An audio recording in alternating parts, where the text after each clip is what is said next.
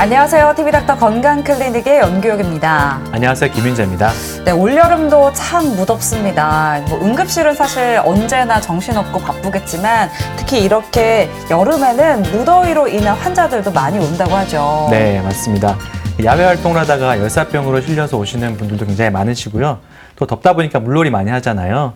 물속 유독 생물에 의한 중독 환자도 많고 또 물놀이 사고도 많이 발생하니까 여름철은 응급실에는 좀 바쁜 계절입니다. 네, 여름철에 자주 발생하는 이런 질환이나 사고는요, 응급처치가 굉장히 중요한데요.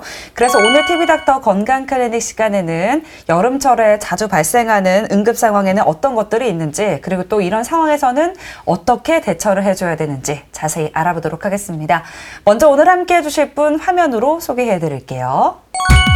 무덥고 습한 여름철은 산이나 바다로 여행을 떠나거나 자연을 접하는 일이 빈번해지는 계절이다. 이렇게 자연 속에서 활동하다 보면 종종 응급 상황이 발생하곤 한다. 여름에는 여러 가지 응급 질환이 발생합니다. 특히 열질환이 발생하는데 열사병은 응급을 요하는 질환입니다. 그 외에 열탈진, 열경련, 열실신이 있습니다. 또 바닷가에서는 해양생물 쏘임이나 물림으로 응급 상황이 발생합니다. 비브리오균에 의한 감염도 응급질환입니다. 응급 상황에 대한 올바른 대처는 환자의 건강, 나아가 생명에 미치는 영향이 아주 크다. 여름철 흔한 응급 상황 중 하나는 뜨거운 햇빛에 의한 화상. 바닷가에서 일광욕을 하고 나면 저녁에 화상으로 고생하는 경우가 대표적인데, 이때는 먼저 화상 부위를 찬물에 담그거나 물에 적신 거즈로 열기를 식혀 통증을 줄인다. 그리고 화상 연고를 얇게 바르고 화상용 드레싱 거즈를 이용하여 상처를 보호하는 것이 좋다. 화상과 함께 자주 발생하는 응급 상황은 열사병이다.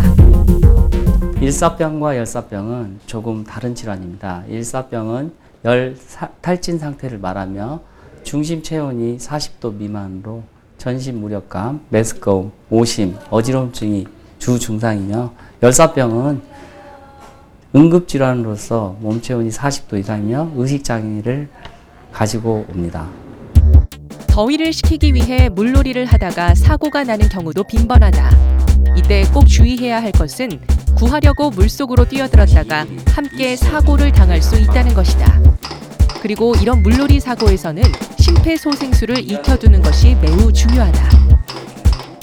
뇌 손상을 예방하기 위해서 반드시 필요합니다. 심폐소생술 자체가 뇌 혈관에 혈액을 공부하는 게 주 목적이기 때문에 이 심폐소생술은 인공호흡도 중요하지만 심폐소생술이 가장 중요한 이유로 뇌 혈액을 계속해서 공급해주는 목적으로 심폐소생술을 시행합니다.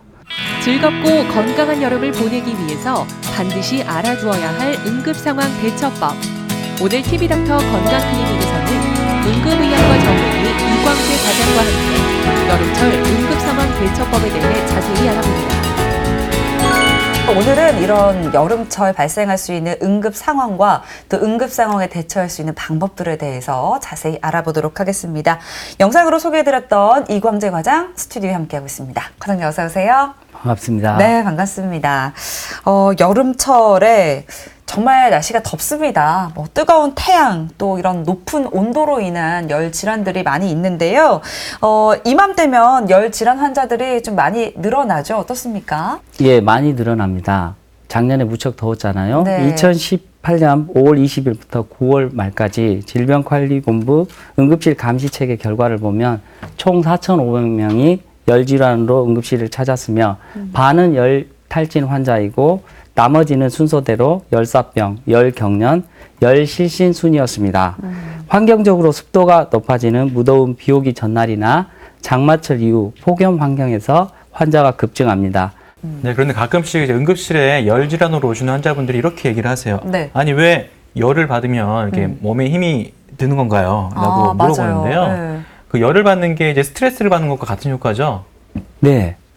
고온다습한 환경에 대한 스트레스 반응입니다.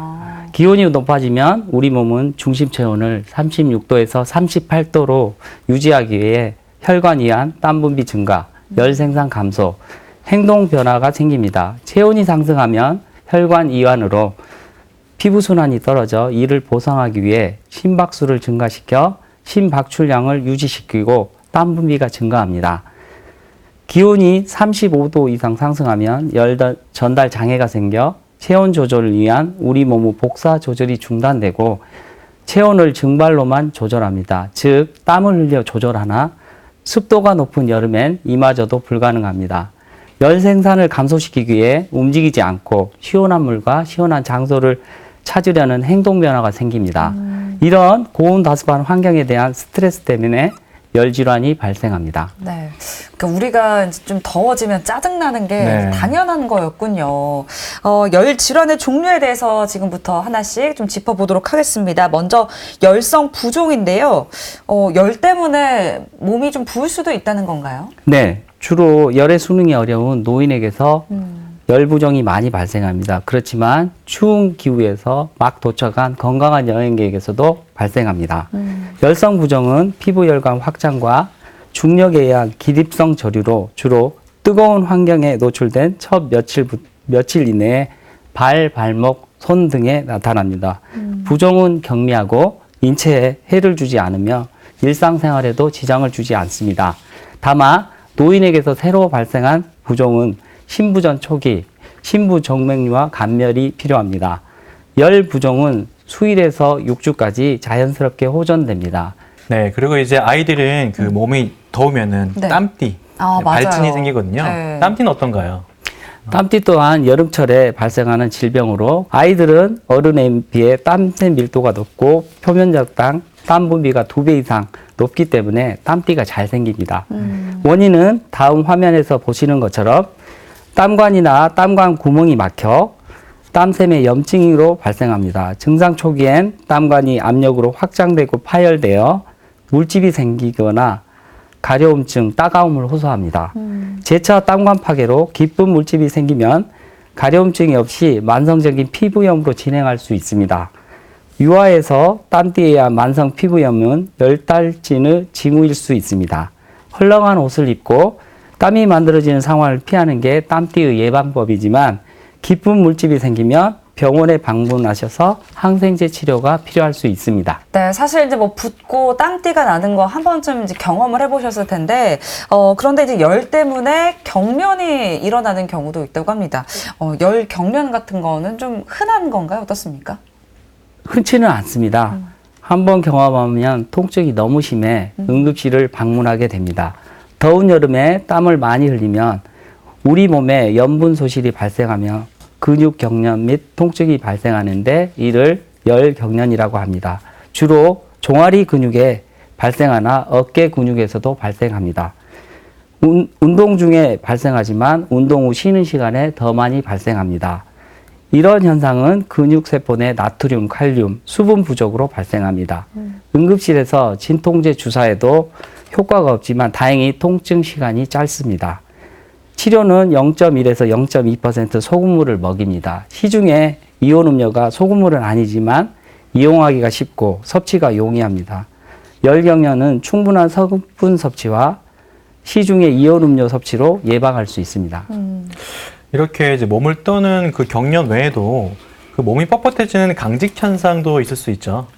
예, 여러 가지 원인이 있겠지만 몸이 갑자기 뻣뻣해지는 강직 증상은 응급실에 내원하는 환자가 흔히 호소하는 증상입니다. 우리 몸은 정상적으로 호흡을 통해 산소를 받아들이고 이산화탄소를 배출시키며 이산화탄소 농도를 일정하게 유지시킵니다. 어떤 이유든 과업으로 몸에 이산화탄소가 필요 이상 배출되면 증상이 유발됩니다. 이러한 과호흡은 과호흡 알칼리증으로 사지저림감, 수족 마비 증상, 입주위 마비 증상, 어지럼증 등이 나타납니다. 치료는 환자를 시원한 곳에 옮기고 과호흡을 조절합니다. 환자를 지켜봐도 호전이 없으면 응급실에 내원하는 게 바람직합니다. 네, 네. 그렇군요. 이제 뭐 열 경련, 열 강직 이런 것들이 있는데 또 갑자기 쓰러지는 경우도 있다고요. 예, 열 실시는 혈관 톤의 저하로 일어섰을 때 혈압이 떨어지는 기립성 저혈압의 변형 형태로 상대적인 혈량 부족, 말초혈관 확장 및 혈관톤 저하로 발생합니다. 열 노출 초기 단계에 적응이 안 된 사람에게서 흔합니다. 기저, 심정질환이 있거나 약물이나 생리학적 이유로 이런 부분에 장애가 있는 환자는 심박출량을 유지 못해 열시신이 발생합니다. 주로 노인에게서 더 잘 발생하며 햇빛 아래 또는 고온 다습한 실내에서 발생합니다. 이러한 열시신 환자는 꼭 응급실에 방문해야 합니다. 이유는 대사성 질환, 심혈관 질환, 신경학적 질환과 감별이 필요하며 낙상 같은 실신으로 발생하는 2차적 손상에 대한 검사도 필요합니다. 치료는 환자를 시원한 곳에 옮기고 수분 섭취나 수액 주사가 필요하고 휴식이 필요합니다. 네, 그리고 요즘처럼 이렇게 햇빛이 뜨겁고 날씨가 더운 때에는 우리 몸의 수분도 급격하게 이제 부족하게 되는데요. 이런 수분 부족으로 인한 어떤 질환도 있을 수 있죠. 열탈진이 그러한 질환입니다. 열탈진은 우리 몸의 수분 감소 열탈진과 염분 감소 열탈진 두 가지가 있습니다. 수분 감소 열탈진은 노인에게서 발생하나 뜨거운 환경에서 일하는 사람에게도 발생합니다. 염분 감소 열탈진은 뜨거운 환경에서 땀을 많이 흘린 체액 감소를 많은 양의 물로만 섭취 시 발생합니다. 증상은 두통, 메스꺼움, 구토, 피로, 어지럼증, 근육 경련이 나타나며 환자 진찰 시 저혈압, 빠른 맥박, 체온은 정상 또는 높으나 40도 미만입니다. 치료는 환자를 시원한 곳에 옮기고 수액 전해질을 보충합니다. 특히 저혈압을 보일 때는 식염수 1에서 2리터를 빠르게 주입합니다. 대부분 입원이 필요치 않으나 신부전 환자 또는 전해질 불균형 환자는 입원이 필요합니다. 열탈진은 시원한 곳으로 옮긴 후 열사병으로 진행할 수 있어 응급실에 내원하는 게 바람직합니다. 네. 이제 마지막으로 알아볼 질환은 이제 열사병입니다. 열사병은 좀 들어보기도 많이 들어봤던 네. 것 같고요. 조금 익숙하기도 한데 우리가 이제 흔히 뭐 더위 먹었다라고 표현하는 상태랑 열사병이랑 좀 다른 건가요? 네. 열사병은 사망률이 높은 응급질환입니다. 네. 강한 열에 오래 노칠 때 우리 몸의 자체적인 열 제거 능력이 잃게 되는 질환으로서 정상적인 체온 조절 기능이 상실되어 땀을 흘리지 않습니다. 중심 체온은 40도 이상이며 의식 장애를 동반합니다. 여름철 수일간의 이상 고온 현상, 높은 습도, 심장약, 혈압약, 이뇨제, 피부질환약, 술 복용 환자는 열사병 위험이 높습니다. 열사병 환자는 즉각적인 치료가 필요합니다. 빠르게 몸의 체온을 냉각시키는 냉각요법으로 치료합니다. 응급실에서 환자를 얼음물에 담그거나 얼음물을 뿌리고 선풍기 및 에어컨 등을 사용합니다. 또한 냉수를 이용한 위세척, 방광세척, 직장세척으로 신부 체온을 낮춥니다. 동반되어 나타날 수 있는 저혈압, 부종맥, 심부전 등은 입원하여 대증적 치료를 지속합니다. 네. 네, 이렇게 요새 많이 덥다 보니까 이런 더운 날씨에 열질환 환자들이 많이 발생하지만 충분히 예방 가능하거든요. 어떤 방법들이 있을까요? 열질환은 가장 중요한 게 예방이 아닐까 합니다. 앞에서 얘기했듯이 충분한 수분 섭취와 고열을 피해야 합니다.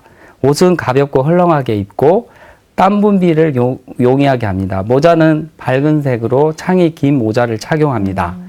야외 온도가 20도일 때 10분간 야외에 주차된 차량은 차량 온도가 40도까지 급격히 상승합니다. 네. 이렇게 차량을 야외에 잠깐 주차시해도 아이들이나 노인을 차량에 방치해서는 안 됩니다.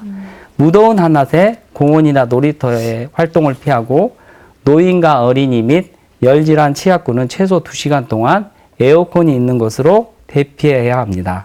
집에 에어컨이 없다면 각 지자체에 마련된 무더위 쉼터로 대피합니다. 땀으로 소실된 체액은 시원한 물과 무기염이나 소금으로 섭취하여 보충합니다. 몸에서 물이 필요함을 갈증으로 알 수는 없습니다. 따라서 여름철에 규칙적으로 수분 섭취 및 이온수 음료를 마시는 게 안전합니다. 네.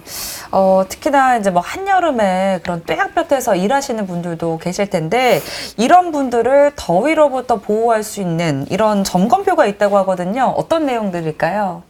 한여름에 뙤약볕에서 일할 시 점검해야 할 점검표입니다.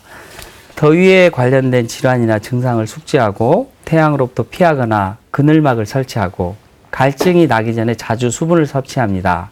가볍고 밝고 헐렁한 옷을 입고 술, 카페인 음료를 피합니다. 이러한 점검표 이외에 과도한 신체 활동을 주의하고 폭염 시 낮 시간에 실외 활동을 자제하며 농촌에서 일하는 고령자와 고혈압, 심혈관 질환, 당뇨병, 뇌졸중, 투석 등 만성 질환은 더위 적응 능력이 낮아 폭염에 취약하므로 더욱 주의를 요합니다. 네, 저도 응급실에 있다 보면은 이제 여름철에는 아무래도 아이들이 많이 실려오거든요. 네. 이렇게 어른보다 아이들이 좀 더위에 취약한 그런 이유가 있나요? 무더운 여름에도 아이들은 스포츠나 놀이터에서 야외 활동을 많이 합니다. 네. 소아의 체표 면적은 어른보다 크기 때문에 탈수와 열질환의 위험도가 높습니다. 체중 후 2% 땀을 흘릴 때 갈증을 느낍니다. 아이가 갈증을 느낄 때 물을 마시는 것은 이미 탈수를 의미합니다. 아이의 탈수에 대처하지 않으면 열경련, 열탈진, 열사병으로 악화될 수 있습니다. 야외 활동을 보낼 때 충분한 수분 섭취를 권장합니다. 아이가 노는 동안 갈증이 없도록 규칙적인 수분 섭취를 할 수 있는 휴식 시간을 가집니다. 열질환 발생 시 서늘한 곳에 옮기고 시원한 물을 충분히 먹입니다. 수분 섭취가 불가능할 땐 응급실에 내원합니다. 그리고 다음 화면에서 보시는 열지수를 확인하여 야외 활동을 제한합니다. 표를 보시면 습도가 점점 높아지면 열지수가 높아지는 것을 볼 수 있습니다. 예로 장마철 이후 습도가 90에서 100%일 때 33도 이상의 온도가 올라가면 열지수가 50이 넘습니다. 이런 거는 보통 사람도 열에 노출되면 열사병이나 열탈진 위험이 매우 높다는 얘기입니다. 네. 네, 요새는 이제 7, 8월을 넘어서 이제 9월까지도 굉장히 덥잖아요. 그렇죠. 오늘 배운 것들을 잘 숙지해서 열질환 없는 건강한 여름 보낼 수 있었으면 좋겠습니다. 네. 그리고 또 이제 여름철에는 물놀이를 굉장히 또 많이 가게 되는데 이번에는 물놀이에 가서 발생할 수 있는 응급 상황에 대해서 알아보도록 하겠습니다. 먼저 그 위험한 해양 생물들이 있다고요? 네, 여름 휴가 때 바닷가에 많이 찾습니다. 낚시, 어업 활동, 해양 레저 활동 등 해양 생물 사고가 자주 발생합니다. 독을 가진 유독 생물에 의한 손상은 노란 가오리 가시 쏘임 손상, 독가시 물고기 쏘임 손상, 바다 뱀 물림, 문어 물림, 해파리 쏘임 손상이 있으며 성게의 가시 찔림 손상, 폐류 섭취로 인한 마비성 폐류 독소 증상, 비브리오균에 의한 간염 증상 등이 있습니다. 이러한 해양 생물에 의한 손상은 두 가지 주의할 점이 있습니다. 첫째로 환자의 뼈, 연부 조직에 해양생물의 이빨 가시가 박힐 수 있고, 둘째로 해양생물의 입과 외피에 많은 세균이 있습니다. 이러한 문제는 연부 조직에 간염을 유발합니다. 그러나 해양 쏘임 손상은 대부분 심각한 손상을 입히지 않으나 비브리오균 등은 심각한 질병으로 진행할 수 있습니다. 네, 우리나라 바다도 그렇고 요새는 해외여행들 많이 가시기 때문에 주요 생물에 대해서는 하나씩 좀 알아봐야 될 것 같습니다. 먼저 노란 가오리입니다. 어떤 건가요? 노란 가오리는 우리나라 근해에서 많이 발견되는 물고기입니다. 다음 화면을 보시면 노란 가오리는 꼬리에 독침 가시를 가지고 있습니다. 주로 발목에 손상을 입히고 드물지만 환자의 상처에 가시 끝부분이 남아 있기도 합니다. 이 독침은 상처에 독을 주입합니다. 특히 심한 통증이 생기며 수시간 지속됩니다. 상처 부위는 빨갛게 붓거나 거무스름해집니다. 드물지만 통증으로 전신 반응이 나타납니다. 치료는 통증을 줄이기 위해 손상 부위를 43도에서 45도 뜨거운 물에 담급니다. 이런 행위가 독 단백질을 변성시켜 10분에서 30분 이내에 통증이 감소합니다. 부가적 통증을 조절하기 위해 국소신경 차단술을 시행할 수 있습니다. 이후 상처를 소독하고 손상 조직을 도려낸 후 지연 봉합하고 예방적 항생제 투여도 고려합니다. 네. 노란 가오리, 이제 꼬리에 독침 가시가 있으니까 또 조심해야 될 것 같고, 가오리 외에 또 어떤 물고기들을 조심해야 될까요? 우리나라 근해 및 해안가에서는 주로 서식하는 동물고기는 볼락, 쏨뱅이, 쑥이미, 독가시치, 바다메기가 있습니다. 쏨뱅이목 물고기는 볼락, 쏨뱅이, 수기미가 있으며 등에 5개에서 15개의 독가시가 있습니다. 독가시에 찔리면 심한 통증이 발생하고 4시간에서 6시간 통증이 지속됩니다. 상처 부위는 부종, 홍반이 나타나며 그 외 식은땀, 메스꺼움, 구토, 실신이 나타날 수 있습니다.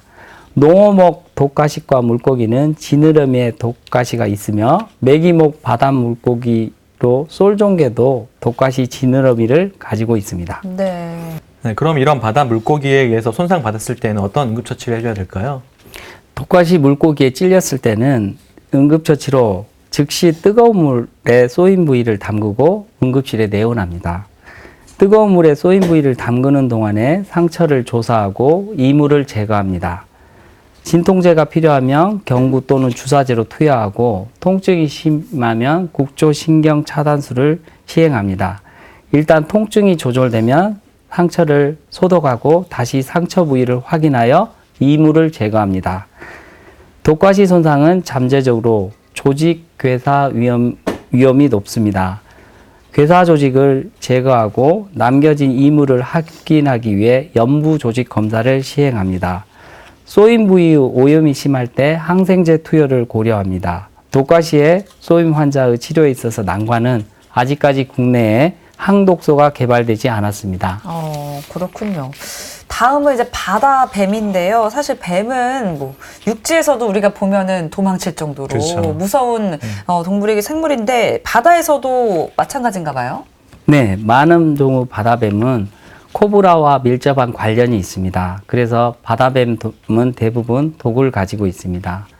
다음 화면에서 보시는 것들은 대표적 바다뱀인데요.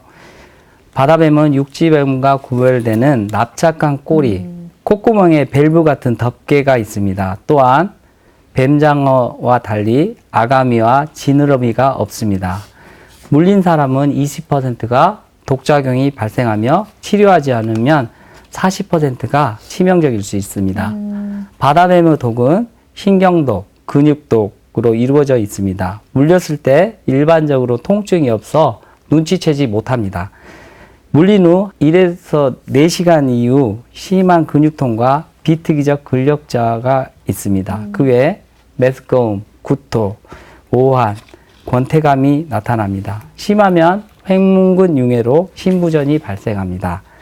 신경독은 2시간에서 3시간 이내에 근마비, 안구운동마비, 안검하수, 안면마비가 있으며 호흡부전으로 사망합니다. 항독소는 호주 등 외국에서는 치료제로 개발되었으나 국내에는 상용화되지 않았습니다. 네. 그런데 이제 바다에서 뱀에 물리면 이제 병원에 가기까지 굉장히 시간이 오래 걸리잖아요. 그렇죠. 바로 앞에서 해줄 수 있는 응급처치가 있을까요? 제주도 앞바다, 부산 앞바다에서 다음 화면에서 보시는 것과 같은 넓은 띠 큰 바다뱀이 발견되고 있습니다. 네. 물린 환자 중에 20%가 독작용이 발생하기 때문에 1차적 응급처치는 물린 부위를 압박붕대로 압박합니다. 압박붕대가 없으면 손수건이나 옷을 찢어 압박합니다. 말초 혈액순환이 되지 않아 걱정하는 것보다 독이 퍼질 위험이 더 크기 때문에 충분히 압박하고 빨리 응급실에 내원해야 합니다. 네. 우리가 뭐 산속에서 뱀에 물렸을 때 응급처치랑 좀 비슷한 면이 있는 것 같고요. 네. 다음으로 알아볼 것은 이제 문어 물림입니다. 사실 뭐 뱀은 물릴 수도 있다고 생각을 했는데 문어에게 물린다는 건 또 처음 들어보는데 저도요. 네. 가장 위험한 문어는 다음 화면에 보이시는 파란고리 문어인데요. CPM의 작은 문어입니다.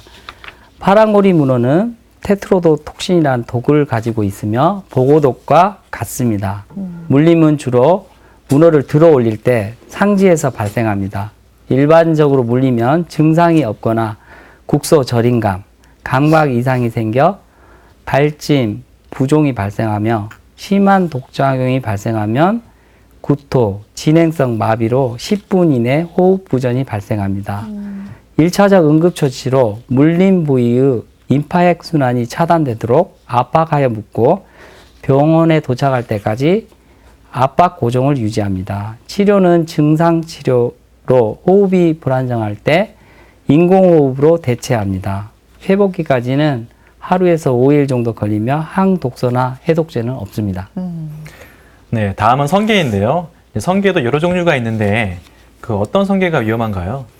대부분의 성게는 독이 없는 가시를 가집니다. 국내 성게 4가지 정도 독을 가지고 있지 않습니다. 문제는 다음 화면에서처럼 성게가시 찔림 자체가 문제가 됩니다. 성게가시에 찔리면 가시 자체의 물리적 작용으로 통증, 발진, 부종, 출혈이 발생합니다. 가시 조각이 관절에 들어가면 심한 활액 망염이 생길 수 있습니다. 피부에 남겨진 가시 조각은 2차 감염과 유가종을 만듭니다. 1차 치료로 가시를 제거하고 소독하고 파상풍을 접종합니다. 통증이 지속된다면 가시 조각이 남아있을 가능성이 높습니다.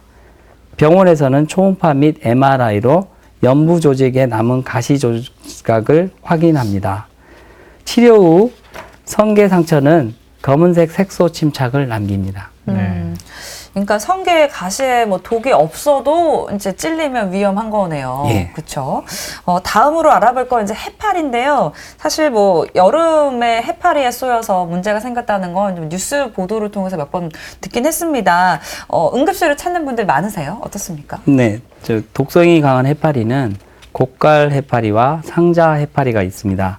해파리 촉수에 수천 개의 특이한 침세포가 화살처럼 피부에 박혀 독을 주입합니다. 독작용은 다양한 임상작용을 나타내며 독량이 증가할수록 심합니다. 주로 국소 피부 반응으로 즉각적인 국소 통증, 홍반, 팽진이 나타나며 독성 피부 반응은 팽진, 수포, 짙은 붉은 각색 또는 자줏빛의 채찍에 맞은 것 같은 피부 모양이 나타납니다. 독량이 증가할수록 호흡 불편감 및 심장 독성으로 20분 이내 사망하는 경우도 발생합니다. 특히 아이들은 해파리 촉수에 접촉했을 때 위험합니다. 해파리에 쏘이면 응급처치로 우선 바닷물이나 생리식염수로 상처 부위를 세척합니다. 이것은 침세포 활성을 억제하는 역할로 그냥 수돗물이나 일반 생수로 상처 부위를 세척하면 침세포가 활성화되어 금기됩니다. 네. 둘째로 뜨거운 물에 상처를 담급니다. 해파리 독은 열에 불안정하므로 뜨거운 물에 담금으로 통증이 해소되고 독작용이 약화됩니다. 셋째로 피부에 붙어있는 촉수는 고무장갑을 끼고 제거하거나 나무젓가락을 사용하여 제거합니다. 침세포는 딱딱한 카드 모서리로 긁어 제거하거나 접착 테이프를 사용하여 제거합니다. 접착 테이프 사용은 해파리의 침세포를 병리학적으로 확인할 수 있습니다. 이러한 치료에도 통증이 지속될 때 국소 신경 차단술을 시행합니다. 모든 환자에서 전신 증상이 나타날 수 있어 급성 독작용과 지연 반응을 관찰합니다. 네.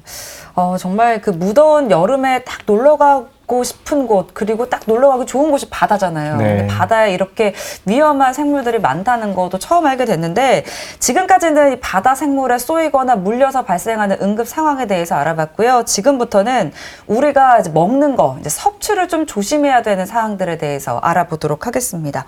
먼저 조개류에 의한 응급 상황이라고요.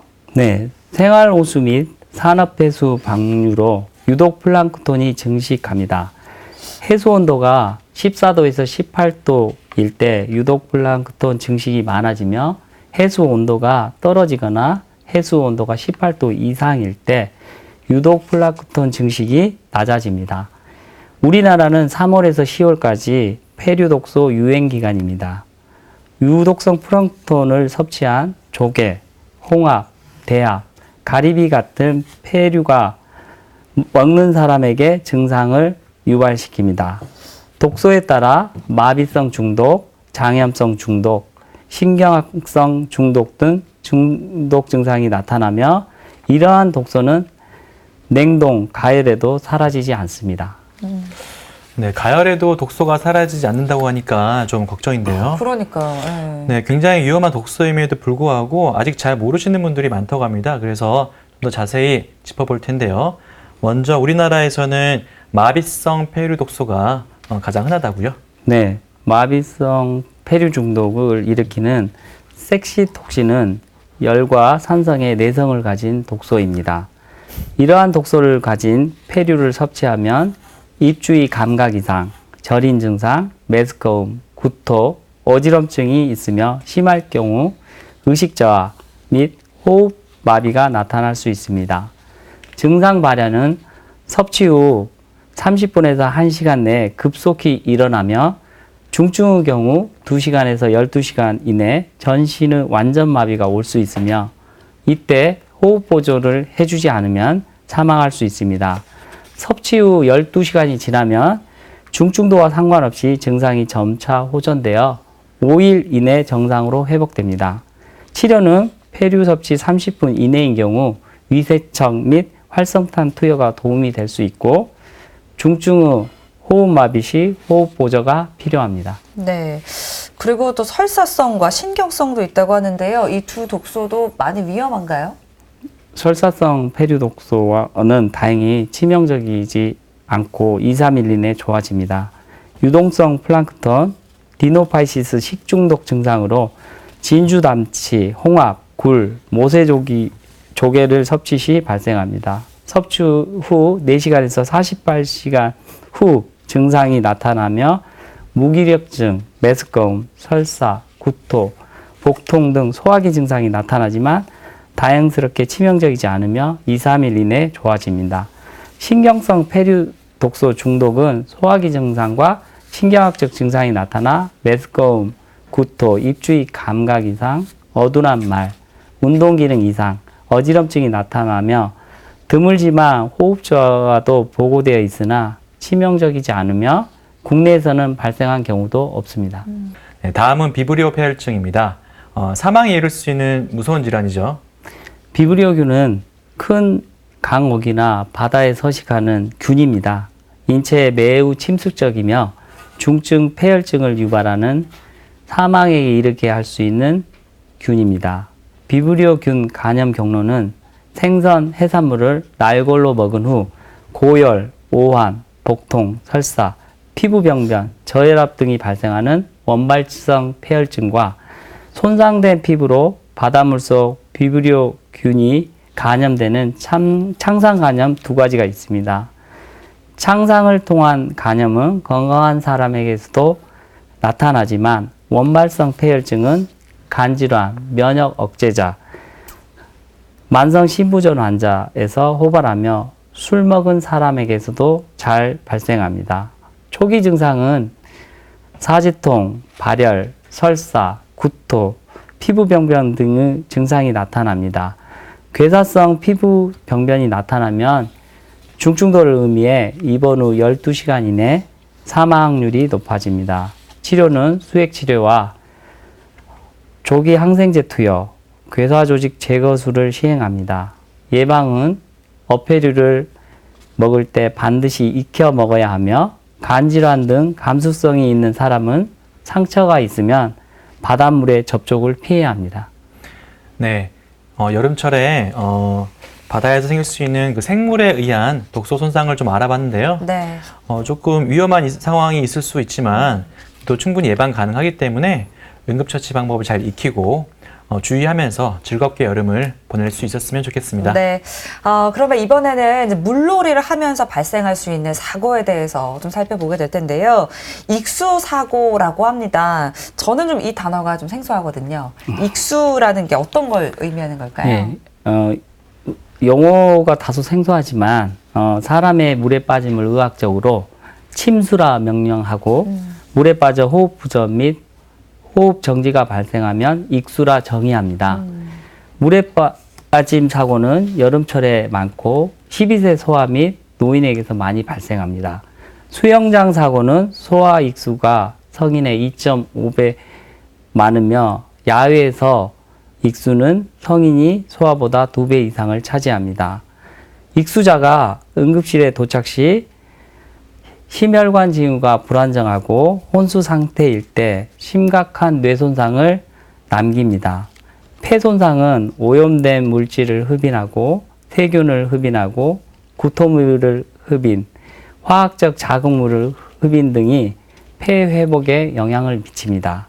또한 전해질 장애로 경련이 발생하지만 경련은 심각한 저산소증, 뇌손상, 심부전이 없다면 보통 일시적이며 호전됩니다.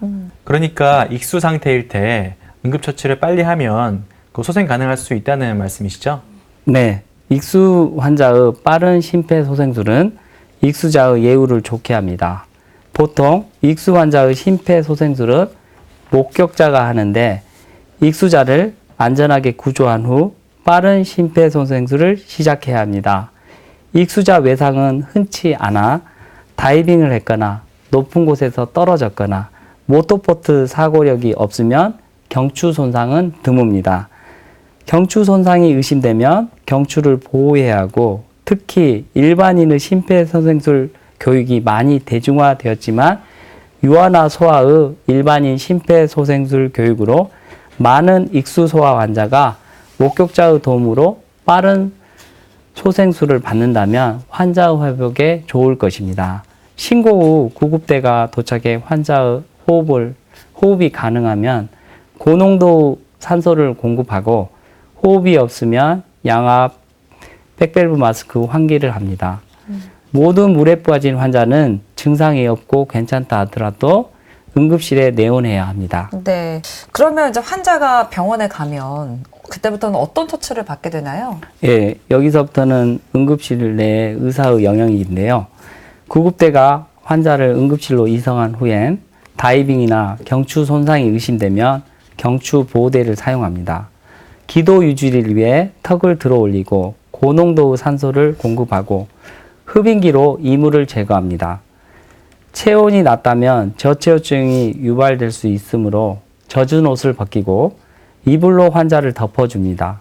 100% 고농도 산소를 투여해도 동맥혈 산소 농도가 낮거나 의식 저하로 기도 유지가 힘들고 분비물로 흡인 위험이 있거나 이산화탄소 농도가 높아 호흡부전 발생 가능성이 높은 환자에서 기도 삽관 후 인공호흡을 시킵니다.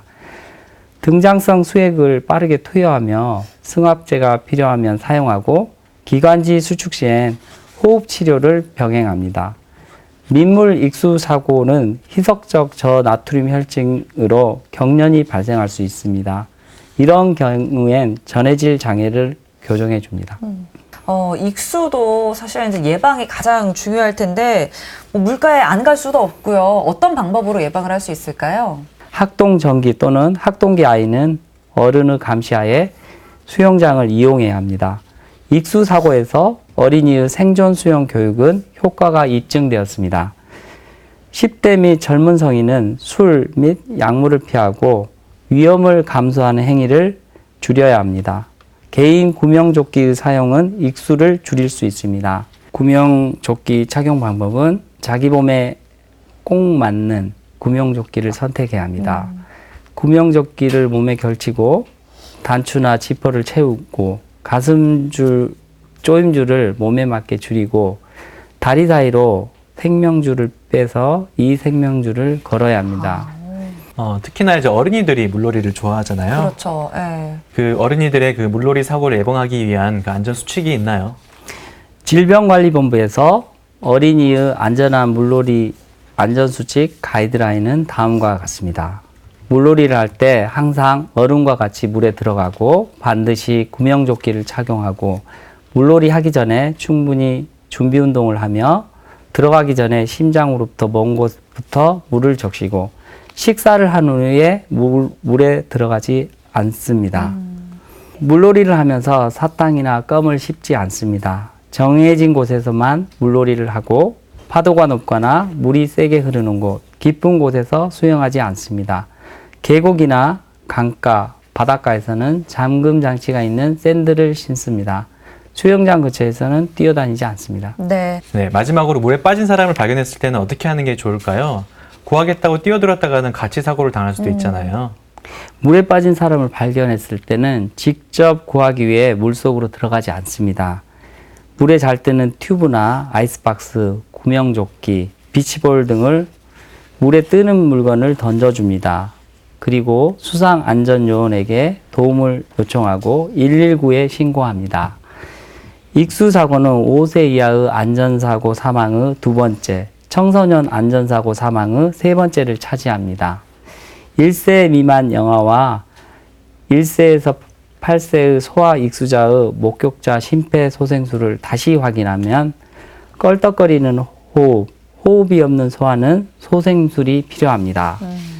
영아 심폐소생술은 가슴뼈 아래 2분의 1 지점을 두 손가락으로 100회에서 120회 압박하고 소아는 한 손으로 분당 100회에서 120회 압박하며 압박 깊이는 영아는 4cm, 소아는 4에서 5cm 압박합니다. 가슴 압박 후 인공호흡은 30번 압박 후 2회 인공호흡을 합니다. 네. 이제 오늘 알아본 이런 수칙들을 잘 익혀서 이제 건강하게 사고 없이 여름을 보내셨으면 좋겠습니다. 마지막으로 당부의 말씀 한마디 부탁드릴게요.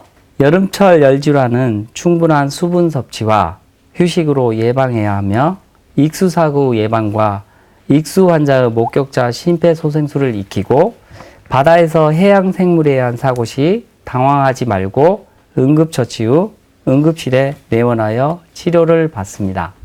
네, 과장님 오늘 말씀 감사합니다.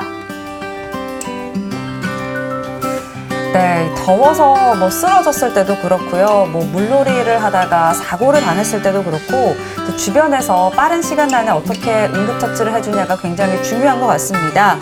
그래서 나와 또 우리 가족 또 지인들을 위해서라도 이 심폐소생술이 어떤 방법으로 하는지 한번 꼭 익혀두시는 것도 필요할 것 같습니다. 네, 맞습니다. 그리고 가장 중요한 게 예방인데요. 물을 자주 마셔서 열사병을 예방하시고 위험한 물놀이는 절대로 해서는 안 된다는 것 꼭 기억하셔야겠습니다. 네, TV닥터 건강클리닉 오늘은 여기까지입니다. 저희는 다음 이 시간에 다시 찾아뵙겠습니다. 고맙습니다.